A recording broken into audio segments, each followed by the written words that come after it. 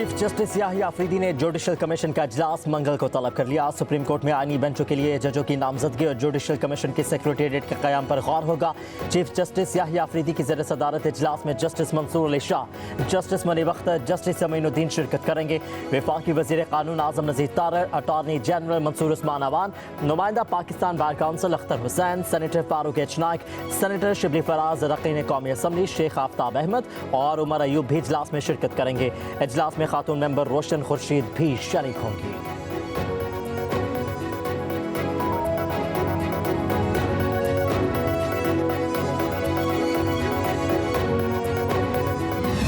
अब इस हुकूमत से हमें जान छुड़ानी पड़ेगी, क्योंकि इस मुल्क में जिस तरीके से आइन को बार बार तोड़ा, कानून की बालादस्ती इस मुल्क पे नहीं है, मुल्क का दिवालिया उन्होंने निकाल दिया है, कोई विजन नहीं है, कोई डायरेक्शन नहीं है, और जो हालात ये बनाते जा रहे हैं दिन ब दिन, ऐसी ये जो फार्म 47 की बैंडेड चोर हुकूमत है, इससे हमने छुटकारा हासिल करना है अवामी ताकत से। अब तो उसके लिए ऑलरेडी मैं अनाउंस कर चुका हूँ, इंशाल्लाह उस पर काम हो रहा है इंशाल्लाह। अब ये एक फाइनल कॉल होगी, और ये फाइनल कॉल ऐसे होगी कि मेरे ख्याल में अब सर पे कफन बांध के हम निकलेंगे।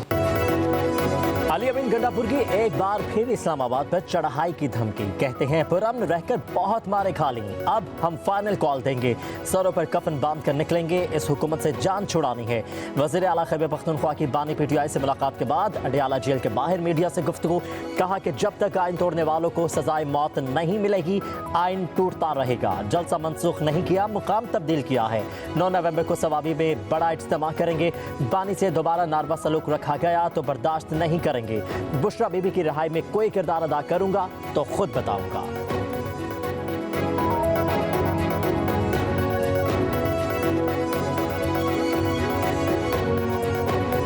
कभी कहते हैं कि अब ट्रंप आएगा तो वो हमारी जान छुड़ाएगा, कभी धमकी, कभी धरना, कभी जलसा, रोज आप यही देखेंगे। अपनी उन सरकारी गाड़ियों और सरकारी मुलाजमों समेत वफाक पर हमलावर हों, जिन लोगों ने तशद्दुद किया, जो गिरफ्तार हुए, उनको जब जमानत मिली तो KP के हाउस में उनको हार पहनाए गए। कहते तो आप ये थे कि मैं सीने पे गोली खाऊंगा, लेकिन पीठ दिखाकर भाग गए।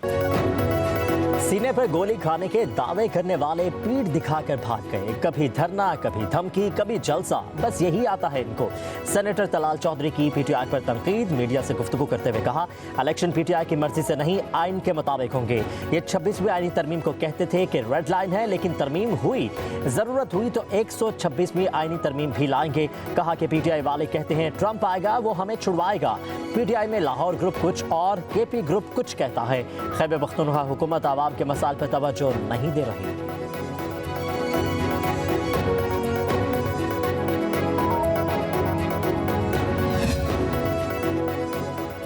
PTI वाले हमेशा लाशों के चक्कर में रहते हैं। इनका मकसद मुल्क में फिसाद और अफरा तफरी पैदा करना है। वज़ीर इत्तलात पंजाब अज़मा बुखारी कहती हैं, कुछ लोग पेशावर से पाकिस्तान की तबाही के लिए निकले थे। फौजी तनसीबात पर हमले और शहदा के मुजस्मे मिस्मार किए गए। कंटोनमेंट में घुसने और जहाज़ों को आग लगाने वालों का मिलिट्री ट्रायल होना चाहिए। कहा, ये कहते हैं ट्रंप आकर हमारी मदद करेगा। ट्रंप का पाकिस्तान के अंदरूनी मामलात में क्या लेना देना, हम ही गुलाम हैं। PTI का ये स्लोगन भी चलता रहा है।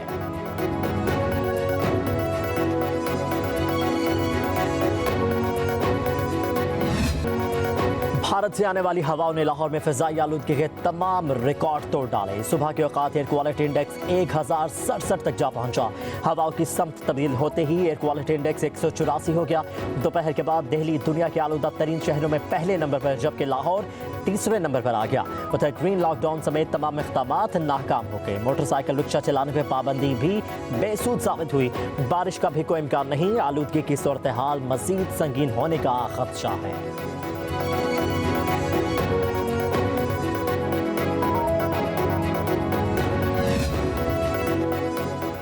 जालंधर, लुधियाना, होशियारपुर समेत भारतीय सरहदी इलाकों में फसलों को आग लगाने से फिजाई आलूदगी ने पाकिस्तानी शहरों को भी अपनी लपेट में ले लिया। गुजरावाला और ननकाना साहब में भी फसलों की बाक़ियात को आग लगाने से फिजा आलूदा हो गई।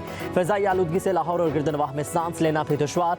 आंखों में जलन से शहरी परेशान। आलूदगी पर परिंदों के लिए भी खतरनाक साबित हुई।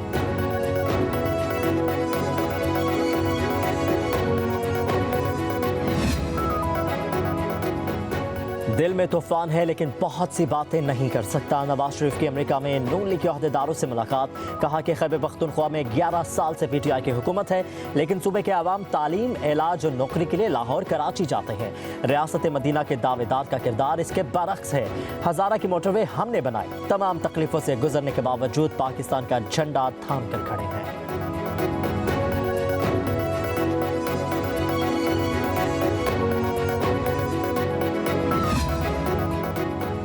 26वीं आईनी तरमीम सुप्रीम कोर्ट में चैलेंज। दायर दरखास्त में विफाक, जुडिशल कमीशन, कौमी असम्बली, सेनेट, स्पीकर कौमी असम्बली और सेक्रेटरी सदर ममलिकत को फरीक बनाया गया।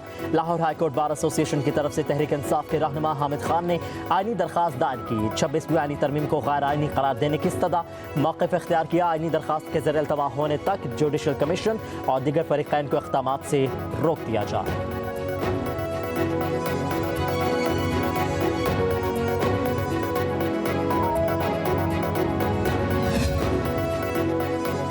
बानी पीटीआई और बुशरा बीबी पर तोशाखाना 2 केस में फर्द जुर्म आयद नहीं हो सकी। अडियाला जेल में केस की समात। बानी पीटीआई को भी अदालत में पेश किया गया। बुशरा बीबी लाहौर से अडियाला जेल पहुंची। बानी पीटीआई और बुशरा बीबी की बरियत की दरखास्तें दायर। प्रोसिक्यूटर की तरफ से मुखालफत। स्पेशल जज सेंट्रल शाहरुख अर्जुमन ने केस की समात की। मजीद कार्रवाई 5 नवंबर तक मुलतवी कर दी गई।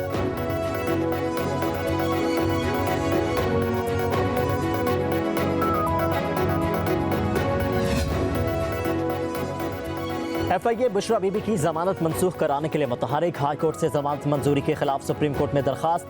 23 अक्टूबर का फैसला कलअदम करार देने की इस्तदा। मौक़िफ़ इख्तियार किया। बुशरा बीबी अपने शोहर के साथ मुलविस हैं। बल्गारी ज्वेलरी सेट को तोशाखाना में जमा नहीं करवाया गया। इस्लामाबाद हाई कोर्ट के सिंगल बेंच ने हक़ाइक़ का दुरुस्त जायजा नहीं लिया। हाई कोर्ट का फैसला कानून के नज़र में बरकरार नहीं रखा जा सकता। जमानत बाद गिरफ्तारी मनसूख की जाए।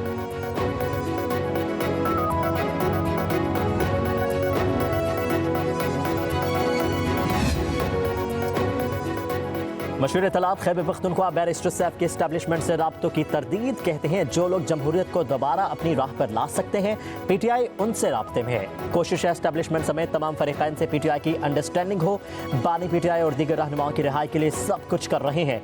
पीटीआई का हदफ डील नहीं, केसेस बनाने वालों को अब खुद समझ आ चुका है। इसीलिए बुशरा बीबी की रिहाई के बाद मजीद केसेस नहीं बनाए गए।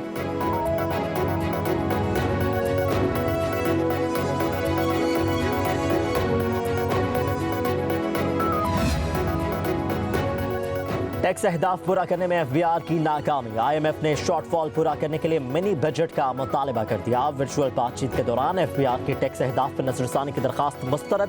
जरा एफबीआर का कहना है शॉर्टफॉल के बायस दूसरी किस्त में मुश्किलात का सामना करना पड़ सकता है। आइंदा महीनों में 500 अरब का मिनी बजट आ सकता है। 60 अरब रुपए की एफबीआर इन्फोर्समेंट के लिए ऑर्डिनेंस भी लाया जा सकता है।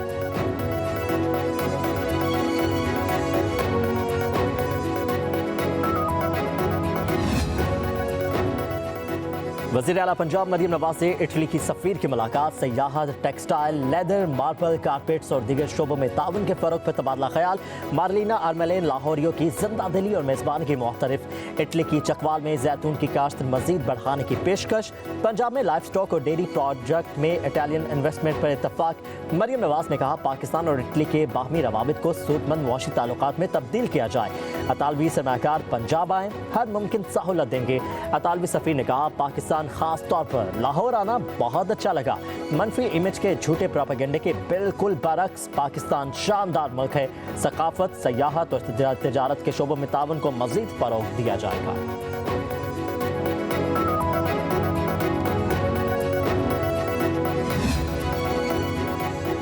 कराची में मलिर डेवलपमेंट अथॉरिटी में अरबों रुपए की बेज़ाब्तियों का इंकशाफ। MDA की 5 साला special audit report Sindh assembly में पेश। रिपोर्ट के मुताबिक न्यू मलिर हाउसिंग स्कीम 26 साल में मुकम्मल ना हो सकी।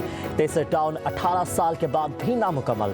10,000 प्लॉट अभी तक अलॉट नहीं किए गए। फलाही प्लॉट कम कीमत पर सोसाइटियों और अफराद को अलॉट कर दिए गए। मलिर में बिल्डर्स को कम कीमत ज़मीनों के बदले महंगी ज़मीनें दी गई। मलिर हाउसिंग प्रोजेक्ट के 32 करोड़ रुपए मशकूक तौर पर दीगर बैंक अकाउंट्स में मुंतकिल कर दिए गए।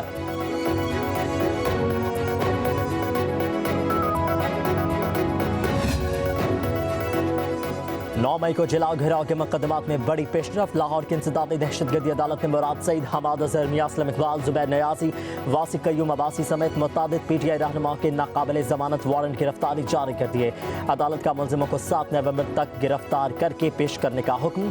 PTI रहनुमाओं के खिलाफ लाहौर में मुकदमात दर्ज हैं।